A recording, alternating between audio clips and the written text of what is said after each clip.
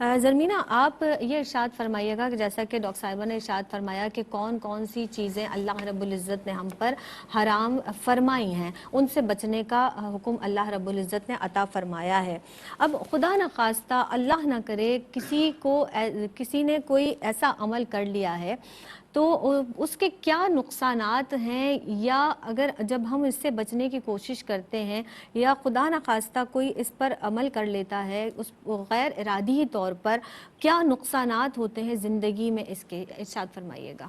شکریہ زینب۔ بالکل جس طرح حلال کے فضائل ہیں، ڈیفینیٹلی حرام کے نقصانات کو بھی انسان کو فیس کرنا پڑتا ہے اور اللہ کے غضب کا سامنا کرنا پڑتا ہے اگر خدا نخواستہ کوئی شخص حرام ذرائع سے انکم گین کرتا ہے یا پھر حرام چیز کو زندگی میں، حرام ریسورسز کو شامل کرتا ہے۔ آپ دیکھیے سب سے پہلے تو ہم نے احادیث مبارکہ کی روشنی میں جانا کہ آقا دو جہاں صلی اللہ علیہ وسلم نے فرمایا کہ یہ دنیا سرسبز و شیریں ہے، تو اس میں جو شخص یقیناً حلال روزی کماتا ہے تو اللہ پاک اس کو پسند فرماتا ہے، لیکن خدا نخواستہ اگر کوئی حرام روزی کماتا ہے یا حرام ذرائع کو زندگی میں شامل کرتا ہے تو اللہ پاک اس شخص کو ناپسند کرتا ہے اور جہنم میں داخل فرماتا ہے۔ پھر آپ دیکھیے زینب کہ دعا ایک بہت ہی امپورٹنٹ عمل ہے کہ انسان جب پریشان ہوتا ہے یا مومنین پر آزمائشیں آتی ہیں تو انسان اپنے تمام تر معاملات اللہ رب العزت کی بارگاہ اقدس میں رکھ دیتا ہے کہ یا اللہ پاک میرے یہ مسائل ہیں یا مجھے ان مسائل کا سامنا ہے تو اللہ پاک میری مدد فرما۔ تو جب ایک انسان حرام کماتا ہے تو یقیناً اس کو پھر اس کی دعا کی جو قبولیت ہے وہ باقی نہیں رہتی، یعنی اللہ پاک اس کی دعاؤں کو قبول نہیں فرماتا، جیسا کہ بھی آپا نے بھی حدیث مبارکہ میں بتایا،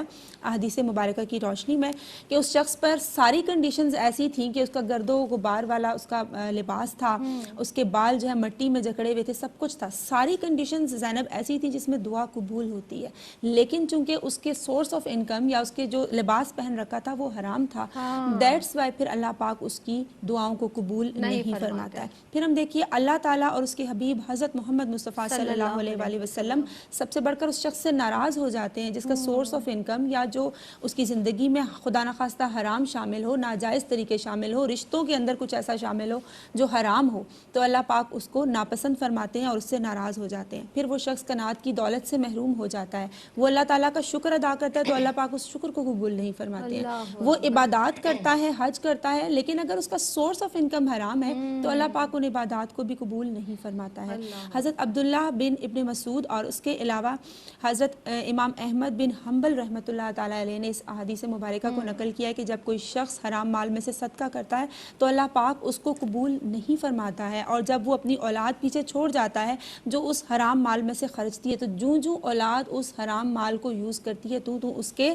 قبر کے عذاب میں اضافہ ہوتا چلا جاتا ہے۔ اور امام ابن حجر مکی نے اس روایت کو نقل فرمایا ہے کہ جب کوئی شخص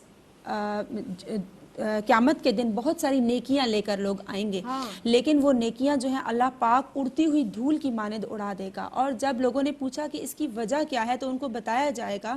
کہ یہ دنیا میں حرام مال سے نہ بچتے تھے۔ تو آپ دیکھیے کسی کو چیٹ کرنا، کسی کے ساتھ ناانصافی کرنا، حقوق و فرائض میں کوتاہی کرنا، شرک کرنا، جیسے کہ آپ نے تمام معاملات پر بہت بہتر انداز میں روشنی ڈالی، ان حرام چیزوں سے بچنا ہمارے لیے بہت ضروری ہے، نہیں تو انسان کا ناطہ جب اپنے رب سے ہی کمزور ہو گیا، زینب ٹوٹ گیا، تو اس کی زندگی تو بے مقصد ہو کر رہ گئی، پھر اس کے دل میں اللہ تعالیٰ کا ڈر بھی باقی نہیں رہتا، اس کے دل میں تنگی آ جاتی ہے، اور اگر وہ کسی کی ہیلپ بھی کرتا ہے، کسی کمزور کی مدد بھی کرتا ہے تو کیونکہ اس کا سورس حرام ہے تو اللہ پاک اس کو قبول نہیں فرماتا۔ اور بڑی امپورٹنٹ حدیث مجھے یہاں یاد آ گئی کہ اگر کوئی شخص حرام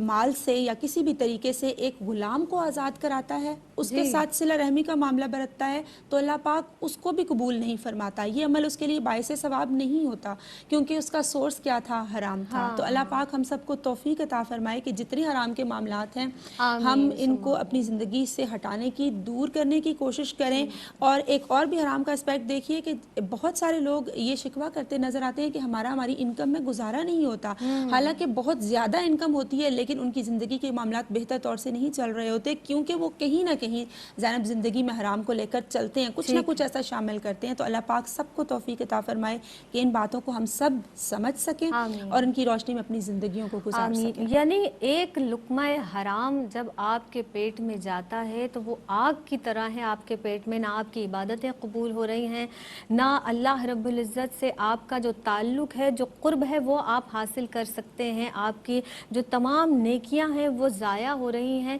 اس لقمہ حرام کی وجہ وجہ سے جو آپ کے پیٹ میں جا رہا ہے، تو اس سے بہت زیادہ بچنے کی ضرورت ہے، اور اللہ رب العزت ہمیں آپ کو ہم سب کو توفیق عطا فرمائے رزق حلال کھانے کی، کیونکہ فی زمانہ ہم ہر شخص کی زبان پر یہ لفظ دیکھتے ہیں کہ رزق میں برکت نہیں، گھر میں جھگڑے ہیں، فساد ہیں، انتشار ہیں۔ ان تمام چیزوں کی جو وجہ ہے وہ یہی ہے کہ ہم رزق حرام سے کی طرف راغب ہو رہے ہیں اور رزق حلال سے دور ہو رہے ہیں۔